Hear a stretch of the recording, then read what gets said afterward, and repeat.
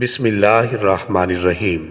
یا وہاب اللہ تعالیٰ کا ایک صفاتی نام ہے۔ یہ اسم مبارک وہب اور ہبہ سے مشتق ہے اور اس کے معنی بخشنے اور عطا کرنے کے ہیں۔ ایسی بخشش اور عطا جس کے پیچھے کوئی غرض نہ ہو۔ اللہ تعالیٰ اپنے بندوں کو بغیر کسی غرض کے عطا کرتا ہے، اس لیے بجا طور پر صرف وہی حقیقتاً وہاب کہلانے کا حقدار ہے۔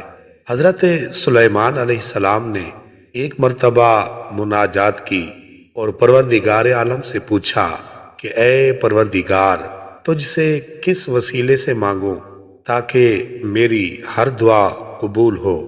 جواب ملا، اس نام کا وسیلہ اختیار کرو جس کے ذریعے مانگنے والے کو ہم بے حساب عطا کرتے ہیں۔ حضرت سلیمان علیہ السلام نے دریافت کیا کہ وہ کون سا نام ہے۔ اس پر حق تعالیٰ نے اپنا نام یا وہاب بتایا۔